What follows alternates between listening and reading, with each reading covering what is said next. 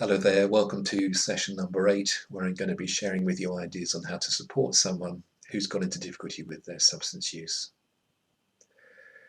The first point I want to make is that you don't have to support someone, it's your choice. And as we've seen in earlier sessions, it's the responsibility of the person who's using to change, and that we can't do that for them. But that having been said, what the research shows us is that families can have a helpful influence, and I'll be offering you ideas on how to do that. Also, it's generally the case that family members tend to want to help, at least for some of the time. Now, as ever, I'm going to be offering you general information, and you'll need to decide for yourself how much of it is appropriate for the situation that you find yourself in.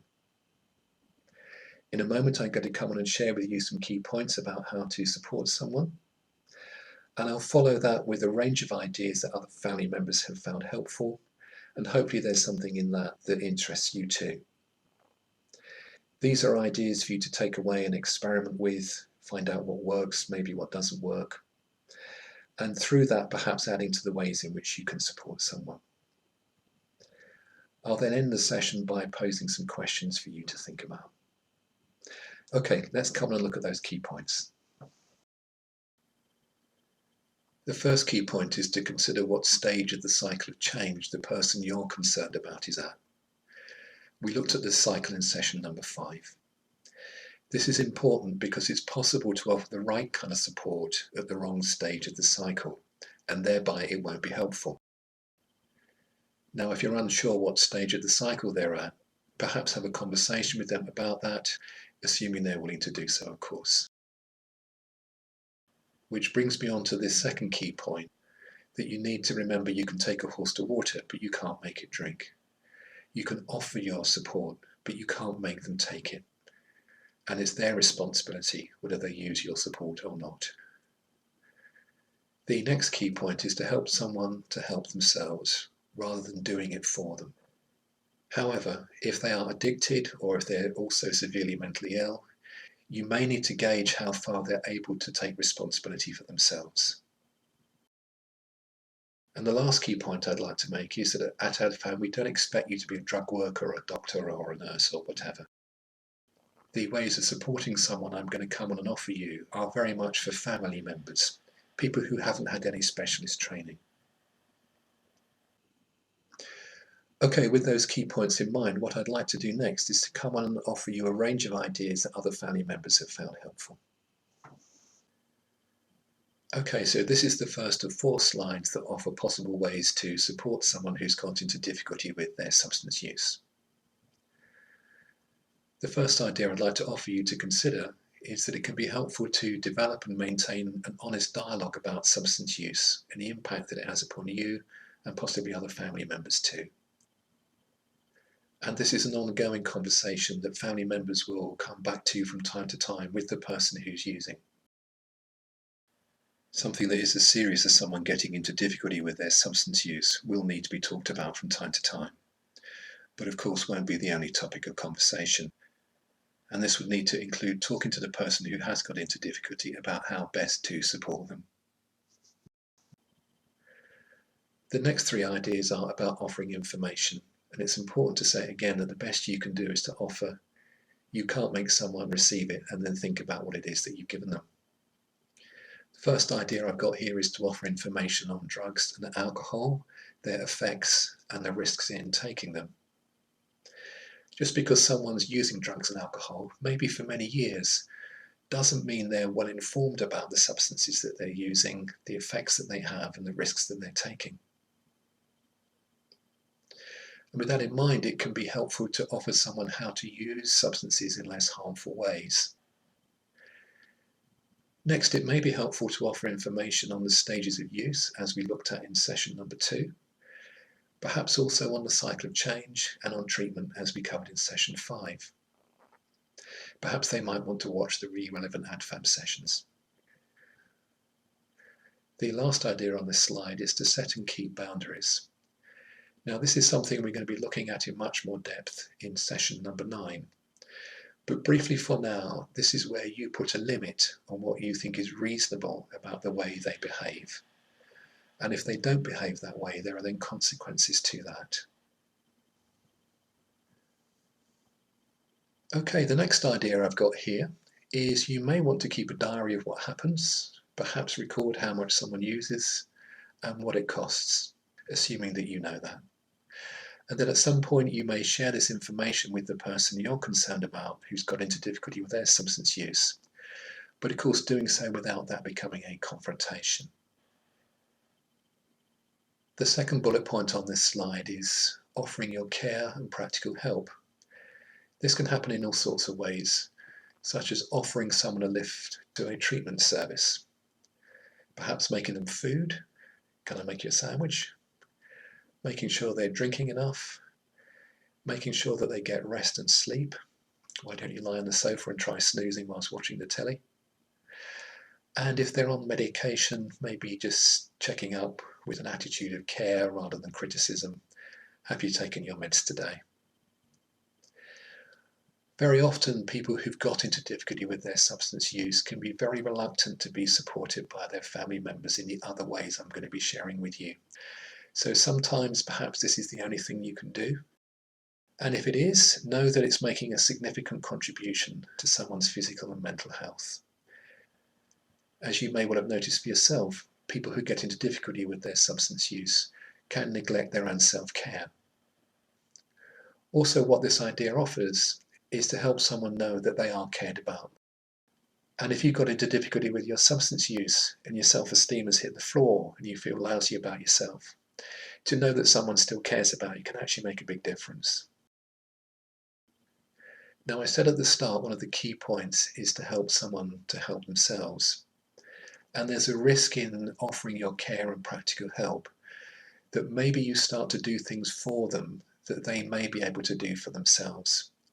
So it's important to keep an eye on this and just to notice when's it helpful and when has maybe it become unhelpful, even as though the intention that you have is to still be caring. An example of this would be someone going to treatment. When they first start, it might be very helpful that you go with them on the bus or you give them a lift. Your support may make all the difference between them actually starting and not. Now let's think about someone who's actually been in treatment for quite a while, say for a few weeks. At that point, if you think they won't go if I don't give them a lift, then actually you're probably doing too much. If they don't have the motivation after a couple of weeks of treatment to see that it's helping them and are sufficiently committed to it, that they'll get themselves there, then probably you're still taking them may not actually be helping at that point. Maybe more helpful at that point to have a conversation with them about what's stopping them getting to treatment. Coming on to the last point on this slide, know how to help someone who's overdosed. There's more risk of overdose from those substances that are depressants. But even if the person you're concerned about isn't using a depressant, it's always possible that they may be using something that you're not aware of. Now, if you do imagine someone's overdosed, and what I mean by that, it's as if they've fallen asleep and you can't wake them up, then call 999, put them into the recovery position, and if needed, perform mouth-to-mouth resuscitation. And make sure you have a naloxone overdose reversal kit if you suspect or know that the person you're concerned about is using heroin. And you can get one of those from the local drug agency in your area and see your local council's website for where that might be. Knowing about how to help someone who's overdosed is particularly relevant for someone at the relapse stage of the cycle of change. When someone goes back to using after a period of being in maintenance, their tolerance is very low. Therefore, there's more risk of them taking too much and having an overdose. The first idea I've got here is to perhaps do the normal things with them that you would have done if they weren't using alcohol or drugs. This can be nice for you to have some quality time with them in the way that maybe you used to in the past before they were using. But also it can be very good for them to realise that it's possible to have a good time without using drugs and alcohol, to know they're still cared about, to know that you see them as more than just as someone who uses alcohol or drugs. The next point I've got is to look out for mental health difficulties, and if you're concerned, to tell their doctor. Now, I'm not expecting you to be able to diagnose mental health difficulties, But I would imagine you know someone well enough to know when they've got overly anxious and seem to stay that way. Maybe they have panic attacks. Likewise, if they got depressed or very low and stayed in a low mood. And then lastly, if they seem to have lost touch with the real world, so they're imagining, seeing or hearing things that you know aren't real, then it would be for their doctor to decide whether the concerns that you have are founded or not. The next point I would like to raise is think in terms of handing over responsibility to them for their choices and for the behaviour that they have, whilst also considering the potential risks that there may be in doing that. Now, what I mean by this is, if we think back to the cycle of change and how what seems to prompt people to move from pre-contemplation into contemplation and then on into preparation and then action, is when they start to experience the negative consequences of their own substance use. And if you spare them those consequences, then maybe they never get to the point where they experience the downside of their substance use and thereby never have the motivation to change. So by handing over responsibility to them so that they do start to face the negative consequences of the choices that they make and the behaviour that follows that, they then might start to get to a point where they start to consider changing. Now, as I said a moment ago, it's important to balance that with considering what the potential risks might be of handing the responsibility over to someone. First of all, giving them complete responsibility for themselves all in one go is probably going to set them up to fail. It's too much too soon. Also, might there be other risks in inviting them to be responsible? Let's say, for example, a young person is using illegal drugs in your home. Now, it's perfectly reasonable that you don't want that to happen, but might there be a risk in them using those illegal drugs out of the home that you're not willing to risk? Such as it means they'll be using with people that you'd rather they weren't mixing with, or possibly even more risky, they're using on their own. Now, the next 2 points pick up on what I was talking about in contemplation back at session number 5 when we were looking at the cycle of change. I was mentioning then that people in contemplation are often in two minds about whether to give up. There's a part of them that wants to do so and is thinking about it, but they haven't acted on that yet. They are still using.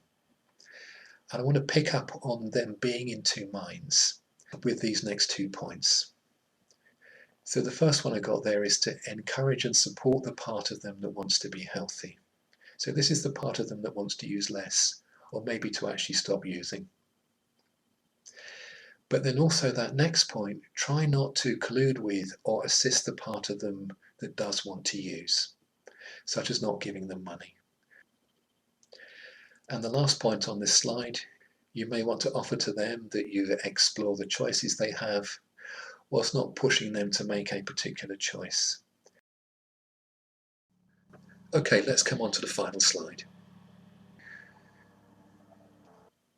The first point that I've got here is that you might want to manage their money for a short while, if they want you to, so that they don't spend it on substances.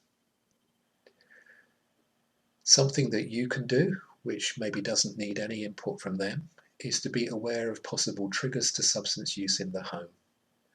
And if you're unsure what those might be, then you might want to be talking to them about that to find out what those are.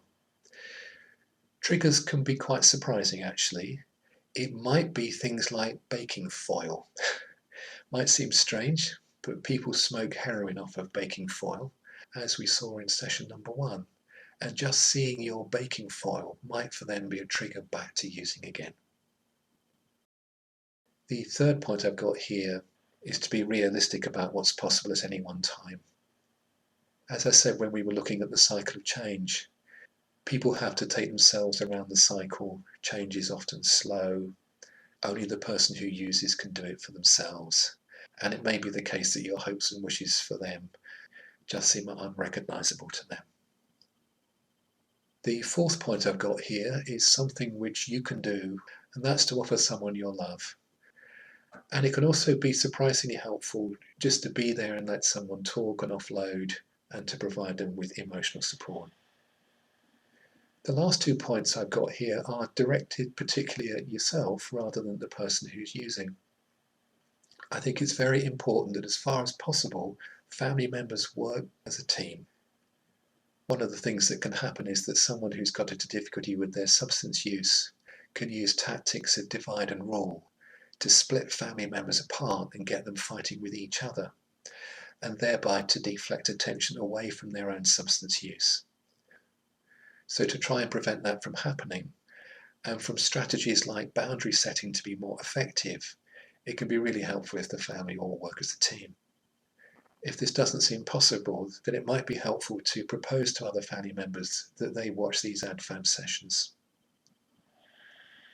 Lastly, I'd like to propose that you practice stepping back from your emotions, from all the chaos, and from just reacting to what's going on. To aim to be calmer, to gain some perspective in what's going on, such as using what you're learning from the videos, and to take your time to consider how you want to respond before you actually act. I'd like to end the session by posing some questions for you. The first one is, were there ways of supporting someone that interested you? If there were, you may want to pick 1 or 2 to start with, experiment with them, see if you can have an influence on the person you're concerned about.